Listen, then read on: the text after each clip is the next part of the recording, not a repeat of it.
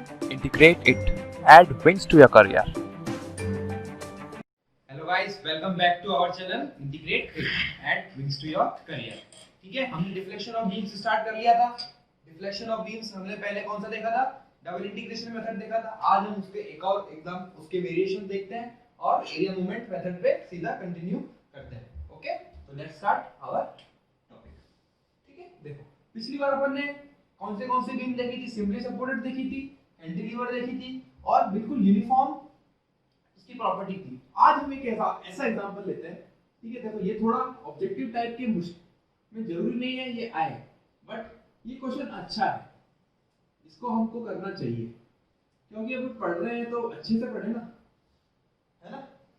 तो अब इसकी यहाँ पर प्रॉपर्टी तो है ई और आई, ठीक है, और यहाँ पर ये है 2e है, या कह सकता हूँ इधर इधर 2i है। ठीक है, ई और 2i मतलब यंग्स मॉडुलस ऑफ इलास्टिसिटी तो वही है, बट यहाँ पर क्या है?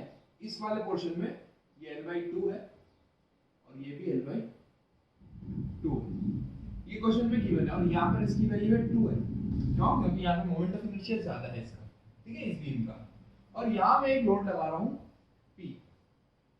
ये पॉइंट है हमारा A, ये पॉइंट है हमारा B और ये है यहाँ पर C।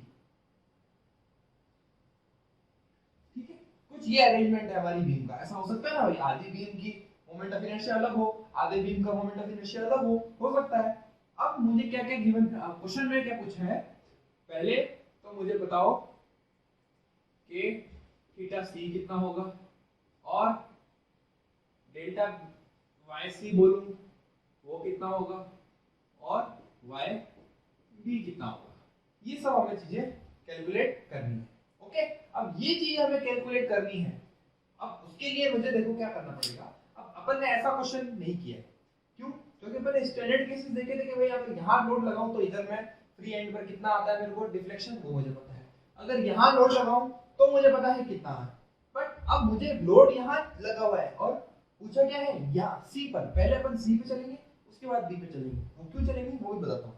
ठीक है, तो पहले ये देखो, अब मैंने तुम्हें शियर फोर्स और बेंडिंग मोमेंट में बताया था कि अगर एक कपल लगता है, अगर एक मोमेंट लगता है, इसका अपन ने वो किया था कपल वाला क्वेश्चन। तो कपल वाले क्वेश्चन में क्या किया था? एक मोमेंट यहाँ पर लगाया था इसके और इसको लोड को यहाँ शिफ्ट किया था। कहाँ पर? जो हमारा पॉइंट ऑफ कंसीडरेशन है ना। तो अब देखो इस पॉइंट, इस चीज को मैं ऐसे लिख सकता हूँ। अगर मुझे सी पे निकालना है, मैं सिर्फ सी की बात कर रहा हूँ।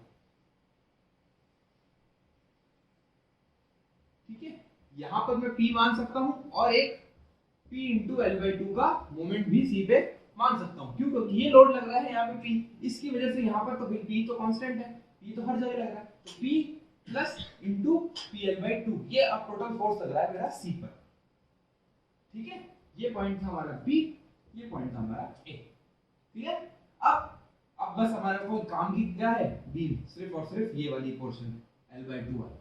ठीक है, अब हम मेरा जो स्टैंडर्ड केसेस थे उसके अकॉर्डिंग में ये सॉल्व कर सकता हूं। अभी सिर्फ सी की बात कर रहा हूं। ठीक है, तो देखो थीटा एट सी देखो कितना होगा। थीटा एट सी, सी पे अगर मुझे थीटा निकालना है तो सी पे थीटा कैसा निकलेगा? देखो एक तो लोड की वजह से, लोड की वजह से कितना था याद करो। अगर मेरा ये स्टैंडर्ड कंडीशन थी, यहाँ पर ये W लगता था, तो यहाँ पर हमारा क्या बोलते हैं डिफ्लेक्शन तो कितना था? W बताओ L स्क्वायर अपॉन ये तो वो हो गया 2ei तो हो गया हमारा थीटा और WL क्यूब अपॉन 3i हो गया हमारा डिफ्लेक्शन। ठीक है, ये तो होता था स्लोप और ये होता था डिफ्लेक्शन। ठीक है, इसी केस में अगर यहाँ पर लगाओ तो इसी केस में यहाँ पर आओ। ठीक है, किसकी वजह से? अब सिर्फ P की वजह से लगाऊं तो P W क्या है? P L क्या है? L/2 है। P L/2 का होल स्क्वायर अपॉन 2ei। अब देखो 2e, अब i कितना है? 2i है। यहाँ ये देखो i का रोल प्ले करता है क्योंकि ये दोनों की मोमेंट ऑफ इनर्शिया अलग है। अभी सिर्फ अपन इसकी बात कर रहे हैं। ठीक है, अब ये तो सिर्फ किसके कारण हुआ? लोड के कारण।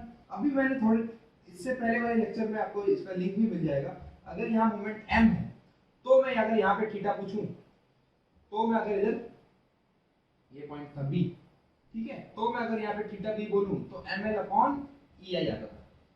और यहाँ पर डिफ्लेक्शन पूछूं तो डिफ्लेक्शन यहाँ कितना आता था, इसी केस में डिफ्लेक्शन होता था हमारे केस में, अगर मैं इसको नाम इधर, चलो इधर लिख लेते हैं, ये वाला कितना आता है वाई बी इस केस के लिए ml स्क्वायर अपॉन 2ei, कब, जब सिर्फ एक मोमेंट लग रहा हो m। तो यहाँ पर एक mpl/2 लग रहा है, देखो m, इधर m कितना है, तो इधर मैं लिख सकता हूँ प्लस m का है, ये देखो pl/2, p into l/2, ये हुआ m। अब l कितना है, l/2 अपॉन ei कितना है 2 into 2ei, सॉरी ei है ना, बस 2ei थोड़ी है यहाँ पर, तो e into 2i है कि नहीं, तो इसको ऐड कर दो पूरा, तो कितना बना यहाँ पर pl स्क्वायर, नीचे बना 4 और 4 16 ei, प्लस इधर देखो ये बनेगा 8 pl cube upon pl square, sorry pl square upon कितना आया 8ei, इसको ऐड कर दो, हमारा थीटा c निकल गया कि नहीं निकल गया, बताओ। तो थीटा c की वैल्यू इसको यहाँ पर ले लो, इसको ले लो, कितना करेंगे 2/16, तो बन गया ये 3/16 pl square upon e, theta c clear. देखो सारा अपन को सिर्फ एक फॉर्मूला याद था, हमने सिर्फ एप्लीकेशन देखी, हमने सिर्फ क्या देखा, हमारा स्टैंडर्ड जो केसेस थे उससे देखो अपन ने कितना आसान कर दिया ये वाला क्वेश्चन। ऐसा क्वेश्चन एसएससी में जरूर आ सकता है, ठीक है, क्योंकि लेवल इंक्रीज हो ही रहा है, ठीक है। अपन ऑब्जेक्टिव भी करेंगे, ऐसी बात नहीं है, प्रीवियस ईयर क्वेश्चन भी सारे करेंगे, बट जो अपन ने नहीं किया हुआ पहले, जो अच्छे क्वेश्चन है वो भी अपन को समझना तो पड़ेगा, ठीक है। तो ये आया थीटा सी, देखो थीटा सी क्लियर हो गया, थीटा सी। अब वाई सी चाहिए मेरे को, वाई सी मतलब डिफ्लेक्शन इसका, अब इसका डिफ्लेक्शन ये ऐसे नीचे जाएगा, ठीक है, तो वाई सी कितना आएगा, देखो वाई सी, तो वाई सी इसकी वजह से और मोमेंट की वजह से, तो बताओ लोड की वजह से कितना होता है WL³ अपॉन 3ei, WL कितना है L/2 क्यूब अपॉन 3ei का, i भी कितना है 2i है कि नहीं, प्लस अब m मोमेंट की वजह से कितना होगा, ये तो आया मोमेंट m l स्क्वायर, ये आया l स्क्वायर अपॉन 2e वापस 2i, होगा कि नहीं होगा, इसको सॉल्व कर दो, यहां से हमारा yc आ जाएगा, इसको कैलकुलेट करके देख लो, ये आ जाएगा हमारा 5/96 pl cube upon ei, clear. अब yc भी निकल चुका है, हमारे को yc भी निकल चुका है, और देखो yc भी निकल गया और थीटा c भी निकल गया, ये भी हो गया। अब एक लास्ट चाहिए हमको, क्या चाहिए y की। अब कुछ क्वेश्चन में जरूरी नहीं है अपने ऑब्जेक्टिव क्वेश्चन में कि ये सारे पूछे थीटा सी, किसी में से भी एक भी पूछ लेगा, अपन को तो पूरा क्वेश्चन करना है, थीटा सी भी देख लेंगे, वाई सी भी देख लेंगे, और थीटा बी भी आ जाएगा, तो कोई दिक्कत नहीं है, जो क्वेश्चन पूछे वो भी निकाल लेंगे, बस हमें प्रोसीजर पता होना चाहिए कि कैसे कैसे निकला, अपने कैसे एप्लीकेशन उसकी यूज करें, ओके। अब देखो अपन ने क्या क्या निकाल दिया था, yc निकाल दिया था, yc कितना आया था 5/96 WL³ अपॉन ei, और थीटा c भी निकाल दिया था, थीटा c कितना आया था 3/16 WL स्क्वायर अपॉन ei, ये है। अब ये हमारे काम की चीज है, अभी ये y भी निकालेंगे ना, ये काम आएंगे दोनों, ठीक है। अब देखो खेल, अब जो b के ऊपर डिफ्लेक्शन आ रहा है, अब जो b के ऊपर डिफ्लेक्शन आ रहा है वो देखो कितना कॉम्प्लिकेटेड आ रहा है। देखो पहले तो क्योंकि ये बीम अलग है, ये बीम अलग डिफ्लेक्ट होगी, ये बीम अलग डिफ्लेक्ट होगी, अगर ये बीम डिफ्लेक्ट होगी तो उसके आगे वाले को भी और डिफ्लेक्ट करेगी। देखो अब केस क्या बन रहा है, ये ऐसे केस बन रहा है। अब जो मैं बी के ऊपर डिफ्लेक्शन निकालूंगा ना, वो इस तरीके से निकालूंगा। टोटल नेट अगर मान लो, अगर ये इधर की ये वाली स्ट्रेट लाइन है, टोटल अगर ये ऐसे डिफ्लेक्ट हो रही है, टोटल अगर ऐसे डिफ्लेक्ट हो रही है हमारी बीम, उसको चलो थोड़ा और अच्छे डायग्राम से देख लेते हैं।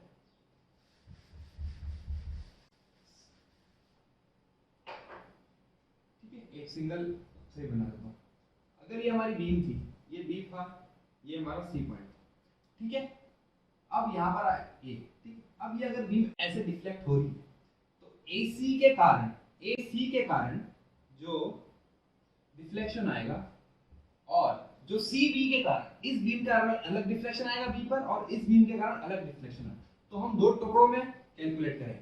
एक तो Y B due to AC portion, जिसको मैं नाम दे दूं 1, और वाई बी मतलब यहाँ पर जो टोटल है और सी बी के कारण, यानी एक AC के कारण अलग आएगा और एक CB के कारण अलग आएगा। अब इन दोनों को ऐड करना पड़ेगा, किसको किसको, YB of AC plus YB of CB। तो YB ऑफ AC तो अपन पहले कर चुके हैं, देखो कैसे करेंगे। अगर यहाँ पे लोड लग रहा है, यहाँ पे लोड लग रहा है, ये वाला केस हो गया, ये YB ऑफ BC वाला, कौन सा, ये वाला, और यहाँ पे मुझे चाहिए डिफ्लेक्शन, निकाल सकता हूँ, बिल्कुल निकाल सकता हूँ, और एक मोमेंट भी है, ये भी ध्यान रखना, ठीक है। तो YB ऑफ AC ऐसे निकलेगा, और YB ऑफ CB कैसे निकलेगा, YB और CB इसको मैं यहाँ भी मान लूंगा, और इसके कारण एक यहाँ लोड आ जाएगा W, तो PLQ अपॉन 3EI, सेम वही वाला question, first standard case of cantilever, ठीक है। आगे चलते हैं इसके ऊपर।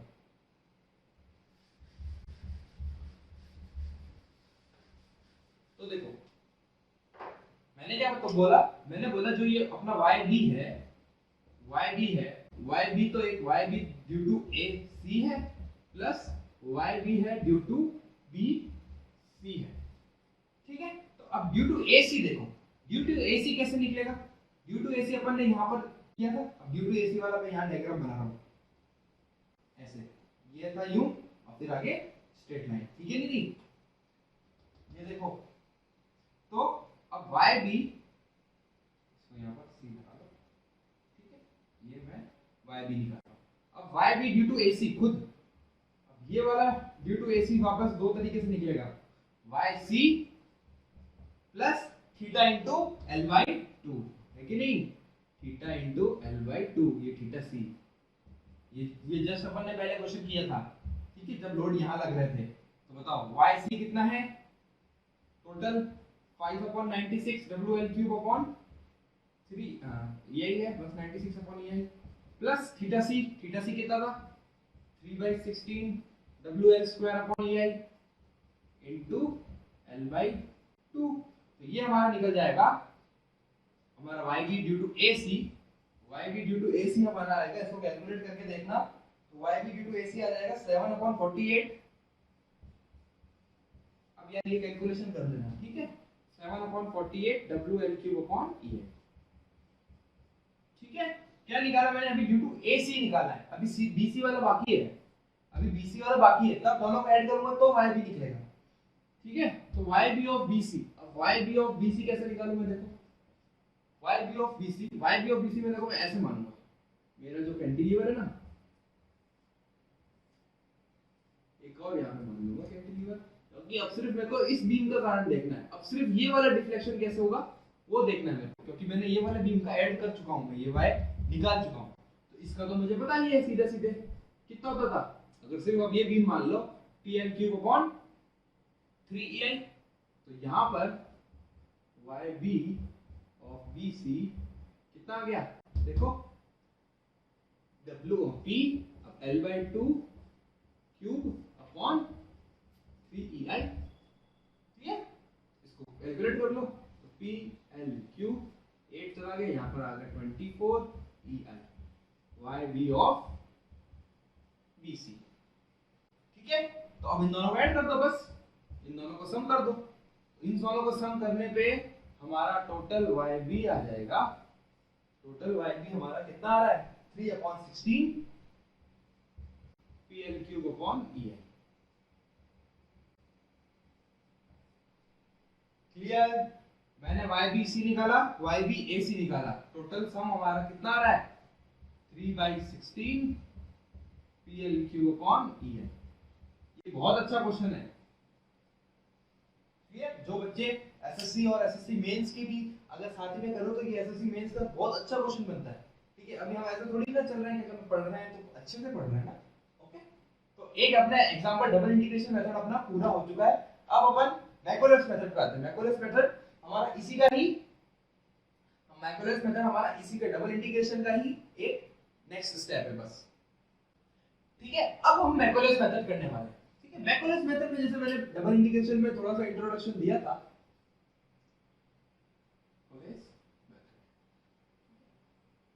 स्पेलिंग में मत जाना, देख लेना कुछ गड़बड़ हो तो मेरे हिसाब से तो सही है।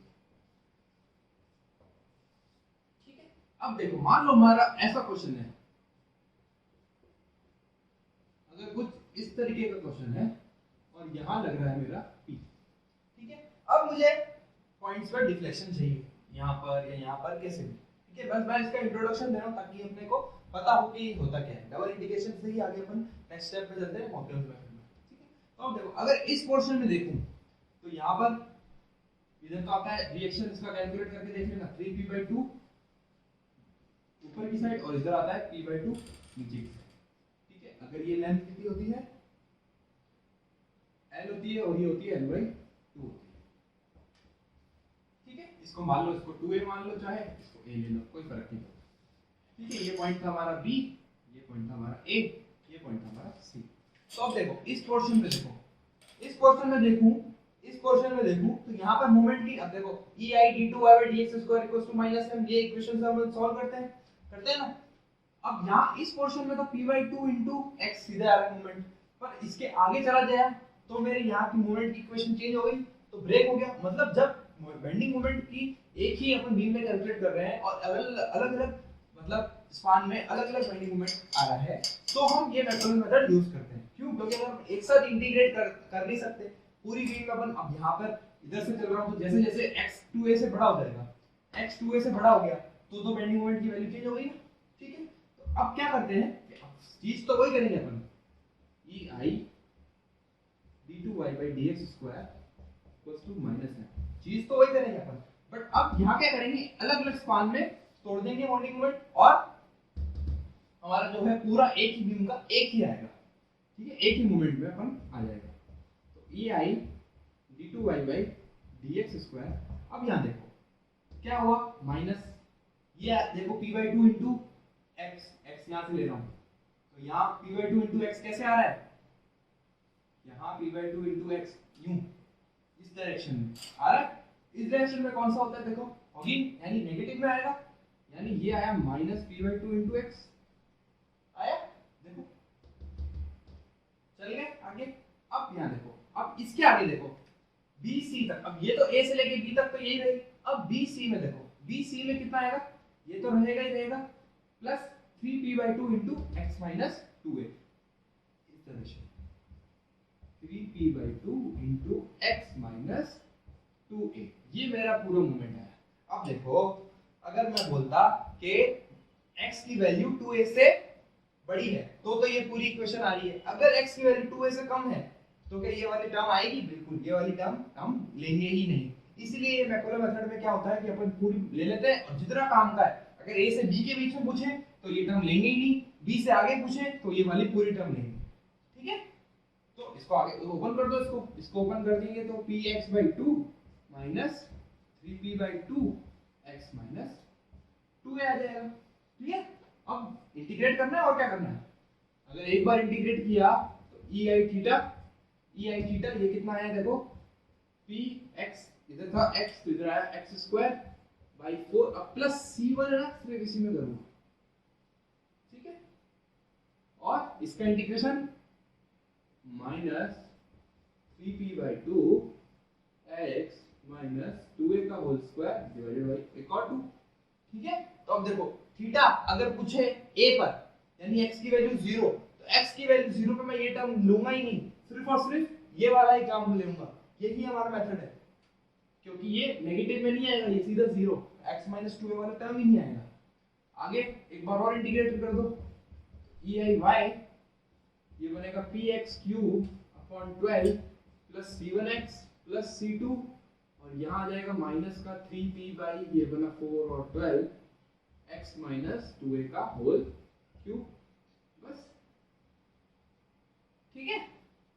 तो जहां जहां जिस भी x पे पूछे, अब बाउंड्री कंडीशन क्या होगी देख के बताओ, थीटा 0 सॉरी x की वैल्यू 0 पर y 0 तो c2 0 हो गया सीधे, देखो इसमें सारा 0 डाल दो। अब यहां मत डाल देना 0, इधर 0 माइनस 2 है, ये माइनस माइनस प्लस हो जाएगा और ये टर्म अपने को ये टर्म पूरा ही नहीं लेना है, ये वाला टर्म पूरा लेना ही नहीं है। जब मैं कब की बात करूं, x माइनस 2a तक की बात करूं, ठीक है। 2a से कम, जब 2a से ज्यादा आएगा तो ही ये टर्म लेना है तो सब में, ठीक है।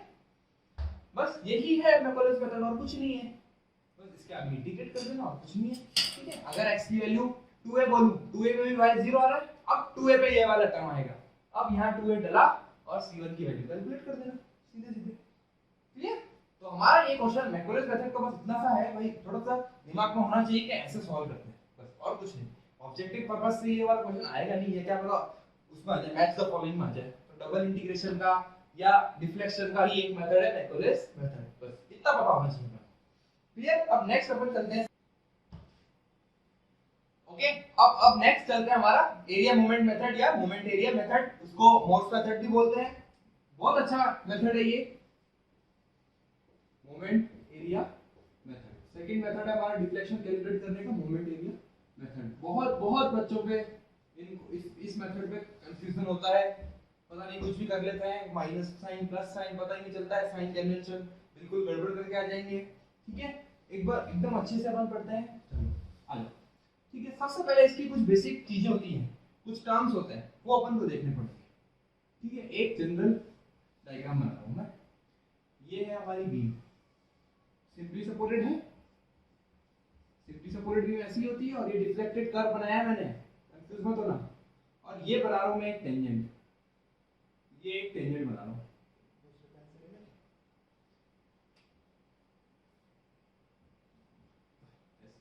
थोड़ा सा गड़बड़ जाएगी पर देखिए, ये टेंजेंट है, ये टेंजेंट है। ठीक है, ये हमारी टेंजेंट है किस पर, ए पर।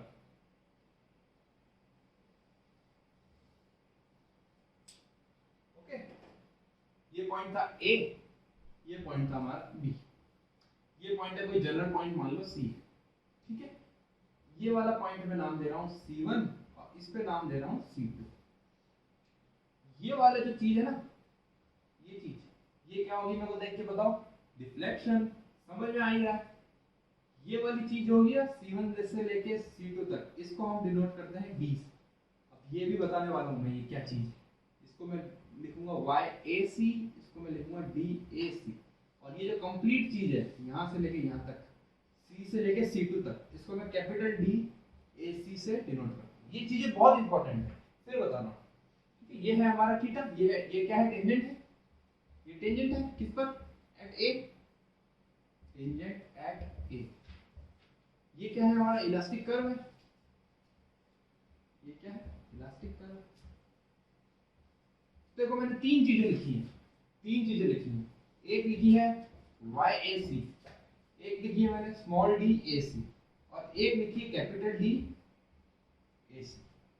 ठीक है, अब ये क्या क्या है भाई साहब, मोस्ट इंपॉर्टेंट, यहाँ बच्चे कंफ्यूज हो जाते हैं कि ये क्या क्या है। अब मोमेंट एरिया मेथड में ना ये चीज बहुत अच्छे से समझ में आनी चाहिए, तब हम आगे मोमेंट एरिया मेथड लगा सकते हैं। ठीक है, YAC तो हमें पता है, YAC देख के बताओ। अभी अपन जो अभी तक अपन ने करते आ रहे हैं ना, वो YAC वही है, क्या है, डिफ्लेक्शन, डिफ्लेक्शन एट, अब एट जो नीचे लिख रहा हूं ना, वो deflection at C, deflection at C when tangent drawn at A, deflection at C if, या if बोल दो छोड़ दो, deflection at C with respect to tangent drawn at A। ये बहुत इंपॉर्टेंट है, drawn at A। यही कंफ्यूजन होता है, यहाँ प्लस माइनस की अपन बहुत मिस्टेक करते हैं। ठीक है, YC with respect to A, deflection at C with respect to tangent at A, इसको ऐसे ही याद करना। अब मैंने एक नाम दिया D, स्मॉल DAC, इसको मैं बोलूंगा डेविएशन, नाम देखना, deflection deviation, deviation at C, deviation at C। अब ये डेविएशन ये होता है जो इलास्टिक कर्व और टेंजेंट पे होता है, deviation at C with respect to tangent at A, वही चीज। ठीक है, और अब ये पूरा जो चीज है कैपिटल D, इसको मैं बोलूंगा डिफ्लेक्टेंस, डिफ्लेक्टेंस। देखो तीनों वर्ड D से शुरू होते हैं, डिफ्लेक्टेंस, डिफ्लेक्टेंस ऑफ C बोल दूंगा सीधे सीधे। ठीक है, डिफ्लेक्टेंस इन C क्या हो जाएगा, पूरा C से लेके C2 तक, C2, और डेविएशन हो जाएगा C1 C2, और हमारा ये जो है वो क्या हो जाएगा C से C1 डिफ्लेक्शन। ठीक है, ये टर्म्स एकदम अच्छे से क्लियर होनी चाहिए, तब जाके अपन मोमेंट एरिया मेथड, अभी आर मोमेंट एरिया मेथड में कैलकुलेट कैसे करते हैं वही चीज इंपॉर्टेंट है। ठीक है, तो डिफ्लेक्शन हमारे काम की चीज क्या है, deflection, deviation at C with respect to tangent at A C1 C2, deflectance of C कितना आ गया, डिफ्लेक्टेंस ऑफ C पूरा आ गया कैपिटल D AC। ठीक है, ये चीजें क्लियर। अब मैं आने वाला हूं स्लोप पे। ठीक है, या स्लोप से पहले मैं सीधे तुम्हें अब मोमेंट एरिया मेथड की थ्योरम बताता हूं। चलो, अब जो थ्योरम होती है, जो हमारी मोमेंट एरिया मेथड की दो थ्योरम्स हैं, जो दो थ्योरम्स हैं उस पे आने वाला हूं सीधे सीधे। ठीक है, इसको डायग्राम हटा देते हैं।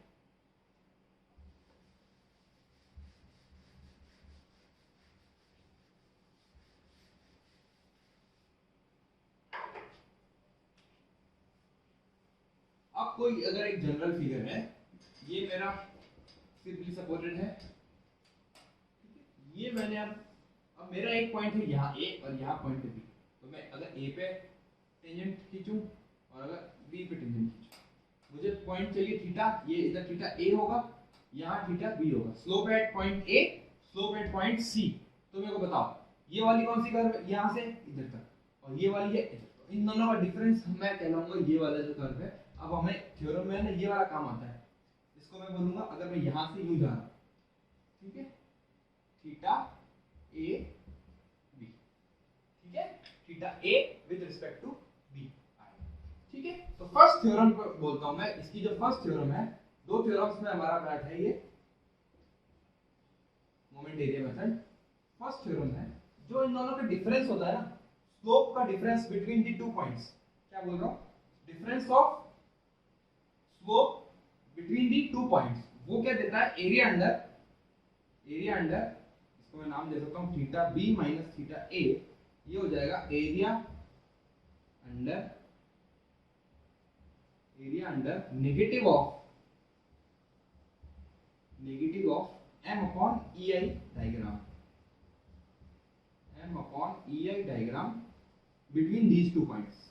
अब देखो m अपॉन EI डायग्राम क्या होगा, m तो हो गया बेंडिंग मोमेंट, EI तो कांस्टेंट है, तो बेंडिंग मोमेंट की मान लो कोई भी कर्व आएगा उसको मैं EI से डिवाइड कर दूंगा तो m अपॉन EI डायग्राम निकल जाएगा, और नेगेटिव मतलब उसका उल्टा माइनस वाला, area under negative of m upon EI diagram between the A and B और इनके स्लोप का। ठीक है, तो ये हमारी फर्स्ट थ्योरम है कि दो पॉइंट्स के स्लोप का डिफरेंस क्या होता है, area under negative of m upon EI diagram between these two points. ठीक है, तो यहां से हम स्लोप निकाल देंगे। अब ये स्लोप कैसे निकलेगा, इसमें से एक पता होगा दूसरा निकल जाएगा, दूसरा पता तो ये निकल जाएगा। ठीक है, तो ये आई फर्स्ट थ्योरम। अब सेकंड थ्योरम पे चलते हैं। ठीक है, अब ये देखो ये इंपॉर्टेंट है, अगर मैं theta B minus theta A लिख रहा हूं ना, theta B minus theta A, तो देखो थीटा B माइनस, इसको डिनोट कभी-कभी ऐसे करते हैं अपन, थीटा BA, तो थीटा BA लिखा हुआ होगा तो theta B minus theta A होगा। ओके, या ऐसे लिखा हुआ हो सकता है, थीटा ऊपर A लिखा हुआ होगा, नीचे B लिखा हुआ होगा, B with respect to A, तो theta B minus theta A, ये सब चीजें एक ही हैं, ये बहुत कंफ्यूजन क्रिएट करता है कि थीटा BA क्या होगा, तो B minus A, theta A और B ऐसे लिखा हुआ है तो भी theta B minus theta A होगा। ओके, अब सेकंड थ्योरम पे आते हैं अपन। ठीक है, ये फर्स्ट थ्योरम हो गई। अब ये दोनों थ्योरम्स का ही अपन एप्लीकेशंस यूज करते हैं किसमें, मोमेंट एरिया मेथड। अब यहाँ सेकंड थ्योरम इंपॉर्टेंट है, यहाँ से हमारा डिफ्लेक्शन निकलेगा, फर्स्ट थ्योरम से स्लोप निकला तो अगले थ्योरम से डिफ्लेक्शन निकलना, सीधी बात है। ठीक है, सेकंड थ्योरम, हमारी जो सेकंड थ्योरम है वो क्या कहती है, सेकंड थ्योरम देखना। अब मान लो वही वाला कर्व था सेम थीटा BA वाला, ठीक है, वैसा ही उसको कर देना, कोई सिंपल नहीं, चीज बिल्कुल सेम है, वो कोई फर्क नहीं पड़ेगा। ठीक है, जो हमारी अब सेकंड थ्योरम ऑफ मूवमेंट बोल रही है, अब जो बोल रहा है ना सेकंड थ्योरम में हमेशा अधिकतर बच्चे सीधे डिफ्लेक्शन एट लिखते हैं, पॉइंट डिफ्लेक्शन नहीं होता, वो डेविएशन होता है।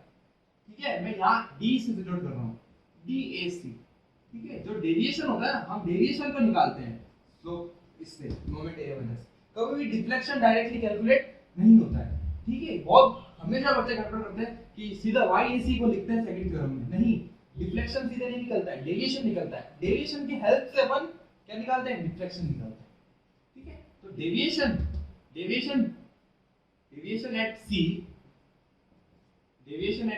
when tangent drawn at A, when tangent drawn at A is equal to, अब किसकी AC के तो बराबर होगा ना, अपने को तो ये वैल्यू निकालनी है, तो deviation at C when tangent drawn at A is equal to, अभी अपन ने एरिया किसका निकाला था, m upon EI डायग्राम का एरिया निकाला था, अब उसी का ही मोमेंट आएगा, equal to moment of area of negative, है ना, नेगेटिव, वो भी नेगेटिव ही आएगा, ये भी इंपॉर्टेंट है, negative of area of what, m upon EI diagram, वही सेम चीज, m upon EI डायग्राम, किसके किसके बीच में,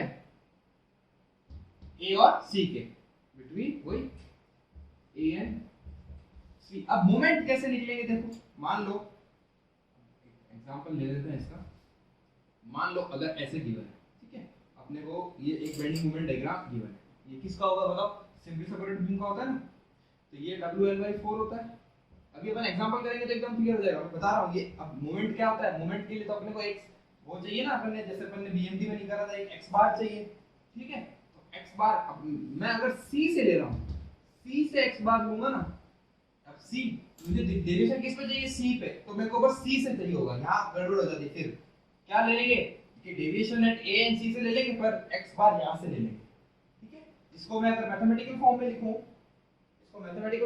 तो क्या आएगा,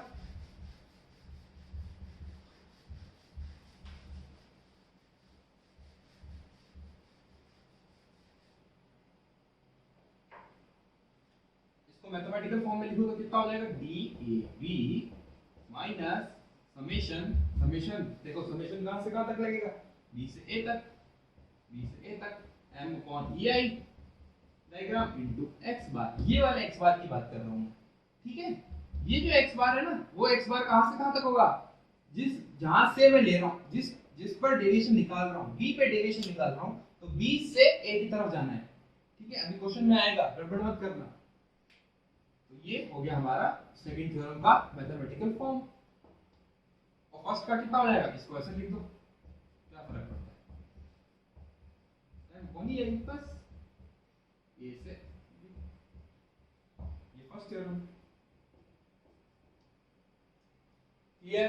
अब सीधा अपन कुछ x बार, अब अपन को x बार पता होना चाहिए, तो x बार के लिए मुझे अलग अलग कर्व के लिए x बार पहले से पता होने चाहिए, तब जाके यहाँ x बार निकाल सकते हैं अपन, नहीं तो गलती हो जाती है, मोमेंट एरिया मेथड में अधिकतर यही होता है, मेथड पूरा आता है अपन को, बट अपन इसका सेंट्रोइड ही नहीं निकाल पाते हैं,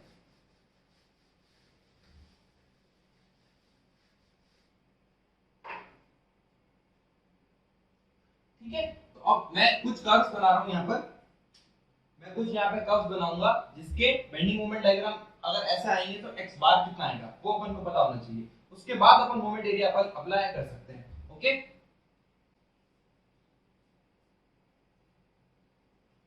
ठीक है, तो अब मैं क्या बनाने वाला हूँ, जनरल प्रॉपर्टीज बताने वाला हूँ, अगर m upon EI डायग्राम कैसे कैसे आ जाए, तो general properties of m upon EI diagram, क्योंकि यही हमारा सबसे इंपॉर्टेंट खिलाड़ी है, ये समझ जाएंगे तो सारे क्वेश्चन आराम से हो जाएंगे, ठीक है, पहला तो बिल्कुल सिंपल है, अगर बिल्कुल कांस्टेंट है रेक्टेंगुलर, अगर अपना ऐसे है m upon EI डायग्राम,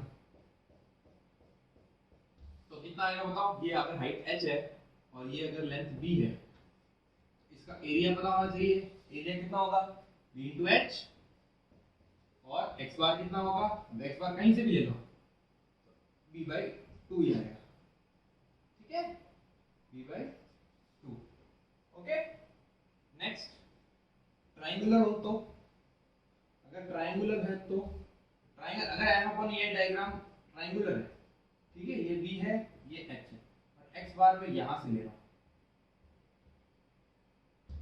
इधर से ले रहा हूं, तो बताओ एरिया कितना होता है, हाफ बेस इनटू हाइट, और x बार कितना होगा, अगर अब यहां देखो, अगर मैं गड़बड़ करता, अगर मैं b से जगह अगर b से लेना होता मेरे को, डेविएशन अगर एट b चाहिए तो मैं क्या लूंगा, x बार b से लूंगा, डेविएशन अगर a पे चाहिए तो a से लूंगा, तो x बार बिल्कुल चेंज हो जाएगा, ये कंप्लीट है हमारा b, तो बताओ ये वाली वैल्यू कितनी हुई, यहां से कितनी होती है, सेंट्रोइड किसका, हमारा ट्रायंगल का b/3, और इधर से लेता तो 2b/3 हो जाता। देखो यही गलती हो जाती है अगर अपन ये पॉइंट सी गलत ले लेते हैं, ए और बी। ठीक है, और देखिए अगर ऐसा हो ट्राइंगल हमारा यूं हो,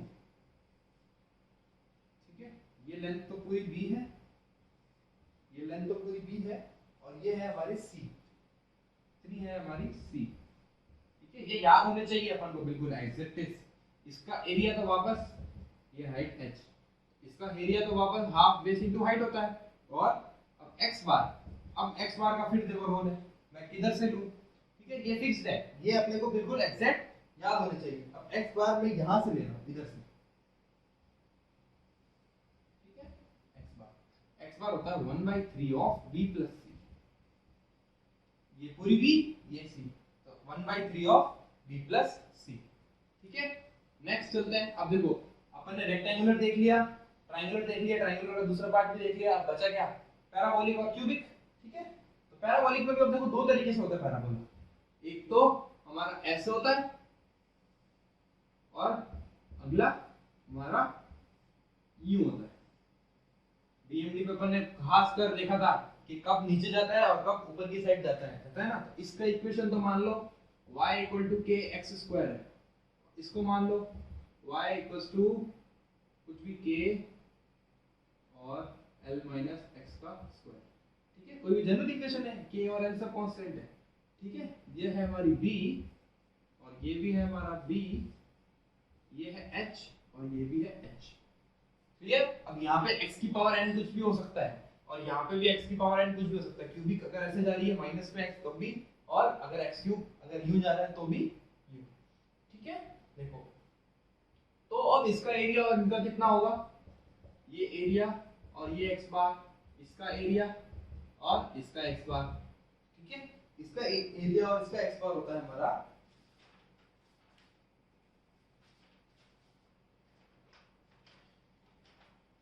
इसका हमारा ये वाला, इसका होगा हमारा x बार होगा 3b/4, 3b/4।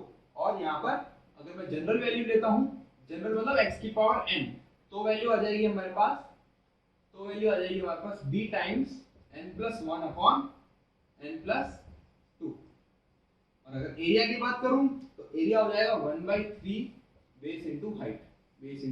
और जनरल बोलूं तो bh/n + 1, ये आपको किताबों में मिल जाएगा। ठीक है, ये सब चीजें आपको किताबों में मिल जाएगी ऐसे। और आप यहाँ पर भी अगर देखना चाहो तो जैसे भी लिख दो, क्या फर्क पड़ता है, बस ये अपने को वैल्यूज याद होनी चाहिए। इसका आएगा 2b/3 into h, 2b/3 into h, और यहाँ पर x बार आ जाएगा 2b/3। ठीक है, अगर जनरल ले तो bh/n/n + 1, और यहाँ पर लेता हूँ तो b/2 n+1/n+2। ठीक है, एक और बस ट्रेपेजियम बच जाता है। ट्रेपेजियम में क्या हो जाएगा? अगर मान लो ये दो तो है पैराबोलिक आ गया, ठीक है, ये जनरल के लिए है, किसी भी डिग्री अगर यहाँ x की जगह पावर n हो और इसमें भी। ठीक है, अगर ट्रेपेजियम में आ जाए तो मतलब अगर ऐसे मान लो यूं हो, यूं, ठीक है, यूं अगर अपना ये डायग्राम हो तो कैसे लिखे करेंगे अपन? x बार हम यहाँ से ले लेते हैं, ये ले लेते हैं b, ये ले लेते हैं l। ठीक है, ये x बार, एरिया तो हम सबको पता है क्या होता है, ट्रेपेजियम का हाफ, दोनों बेस का ऐड कर दो और इनटू लेंथ कर दो। ठीक है, और x बार देखो, x बार l/3 जहां से ले रहे हैं, ठीक है, जहां से ले रहे हैं उसको दूसरी साइड वाला 2a + b/a + b। क्लियर? ये डायरेक्ट, अब अपने को ये याद ही नहीं होंगे तो हम x बार कैसे निकाल सकते हैं? इसीलिए हमें ये चीजें याद होनी चाहिए कब? जब हम मोमेंट एरिया मेथड अप्लाई करें। ओके,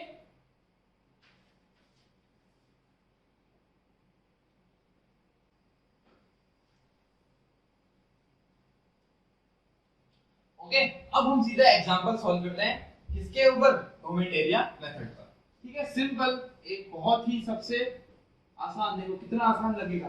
अपन ने डबल इंटीग्रेशन में इतनी मेहनत करी थी, ठीक है, यहाँ पर कुछ भी नहीं करना, बहुत आसान, सिर्फ m/n ये डायग्राम बनाओ, सारा काम हो जाएगा।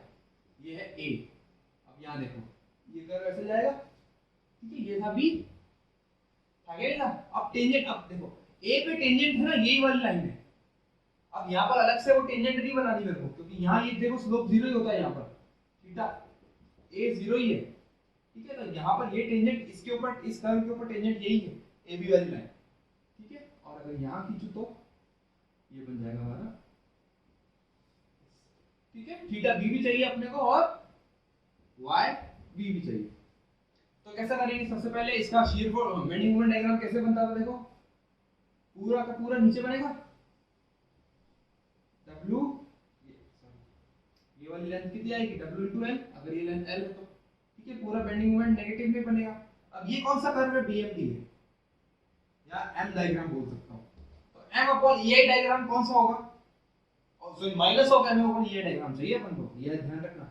तो minus of M upon EI diagram उल्टा हो गया, ये हो गया प्लस में M अपॉन EI डायग्राम हो गया, ये हो गया कि नहीं हो गया। यानी ये वैल्यू कितनी आई है हमारे पास,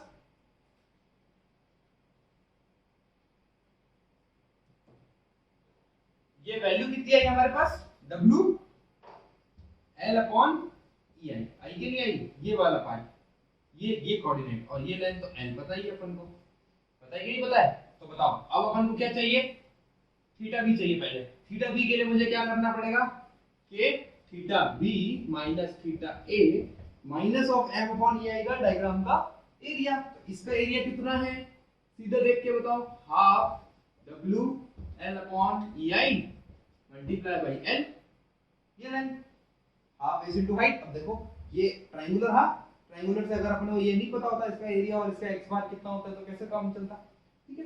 तो थीटा ए तो जीरो है, यहाँ पर थीटा ए जीरो है, तो थीटा बी की वैल्यू सीधी सीधी कितनी निकल गई, W L square upon 2EI। देखो कितना आसान, एक सेकंड में, कोई डबल इंटीग्रेशन नहीं, कोई कुछ भी नहीं, कोई कांस्टेंट नहीं, सीधे एक झटके में आंसर आ गया। तो मोमेंट एरिया मेथड कितना आसान है, देखो, ठीक है। अब अपन क्या निकालते हैं, देखो क्या चाहिए अपन को, y भी चाहिए। अब देखो अब सारा खेल किसके ऊपर है, डेविएशन और वो वाला, ठीक है। अब इधर आओ, मैंने क्या बोला था, अगर मेरी ये बीम ऐसे थी, ठीक, अगर यहां मैं टेंजेंट ड्रॉ कर रहा था, ठीक है, मैंने क्या बोला था, ये वाला तो है यहां से लेके यहां तक तो है y c with respect to a, और ये वाला कितना था d डेविएशन, ये a था, ये a है ना, ये c, ये क्या बोला था मैंने, deviation at c with respect to a, ये वाली लाइन, ठीक है। अब जब हम सेकंड थ्योरम यूज करने वाले थे ना मोमेंट ऑफ इसकी एरिया मोमेंट की, वो DAC होता है, DAC बाय डिफॉल्ट यहाँ पर YBA है। कैसे है, देखो A पे टेंजेंट ड्रॉ करी, A पे टेंजेंट ड्रॉ करी, तो जितना ये कर्व डेविएट हुआ, ठीक है, यहाँ देखो इस वाले कर्व में, इस वाले कर्व और इस वाले कर्व में देखो, ये जो YB है यहाँ पर, इसको हटाकर इधर का जो डिफ्लेक्शन है खुद और डेविएशन दोनों सेम है, y at b with respect to a equal to d at a with respect to b है। यहाँ कंफ्यूजन हो जाता है, ठीक है, इधर गड़बड़ कर देते हैं, क्योंकि इधर बाय डिफॉल्ट ये db और डिफ्लेक्शन और डेविएशन इक्वल आ रहा है। क्यों, क्योंकि इसकी टेंजेंट, अभी अपन सिंपली सपोर्टेड केस करेंगे, सिंपली सपोर्टेड केस में अपन yc कैसे निकालेंगे, डिफ्लेक्टेंस निकालेंगे और उसको इसमें से माइनस, ये पूरी निकाल के ये माइनस करेंगे, तब ये वैल्यू आएगी, ठीक है। इसलिए मैं कह रहा था वहां बच्चे गड़बड़ करते हैं कि सीधे सीधे डेविएशन और डिफ्लेक्शन को इक्वल करके आ जाएंगे, नहीं, इस केस में बाय डिफॉल्ट, क्योंकि यहाँ टेंजेंट ड्रॉ करी, ये टेंजेंट और इससे डिफ्लेक्ट कितना हुआ, ये कर हमारा DAB डेविएशन आई ये वाली है, ठीक है। तो यहाँ पर डेविएशन और डिफ्लेक्टेंस और डेविएशन और डिफ्लेक्शन बिल्कुल इक्वल है। इस केस में हमको जब निकालना होगा ना डिफ्लेक्शन, तो पूरा डिफ्लेक्टेंस निकालेंगे, डेविएशन निकालेंगे, दोनों को माइनस करेंगे, तब आएगी ये वाली वैल्यू, क्लियर। तो यहाँ पर सीधे मैं लिख सकता हूँ, क्या लिख सकता हूँ, YB tangent on at A। अब अभी अपन ने जस्ट कर्व निकाला था, कर्व कैसा आया था अपना, कर्व कैसा आया था, ये आया था BMD WL अपॉन EI। अब देखो गड़बड़ करेंगे, ठीक है, x बार कहाँ से चाहिए, B से चाहिए, x बार कहाँ से चाहिए, B से चाहिए, तो ये लेंथ कितनी होती है 2L/3, होगी कि नहीं होगी। अब मैं डायरेक्ट लिख दूं थीटा B इंटू, क्योंकि एरिया तो अपन निकाल चुके हैं, ये एरिया तो निकाल चुके, एरिया इंटू एक्स बार होता है, इसको हटा दो, एरिया m अपॉन यही डायग्राम, ठीक है, एरिया ऑफ m अपॉन ये डायग्राम इंटू एक्स बार करते थे, ये अपन निकाल चुके हैं, w l स्क्वायर अपॉन 2 ये निकाला है ना, इंटू सीधे सीधे अपन को क्या करना है, x बार करना है। अब x बार b से लेनी है, तो b से लेंगे तो कितना आएगा, 2l/3 आ गया हमारा WL क्यूब अपॉन 3EI। यही निकाला था अपन ने पहले, बिल्कुल यही निकाला था, ठीक है। Thank you for watching the video. Please like, share and subscribe the channel Integrated.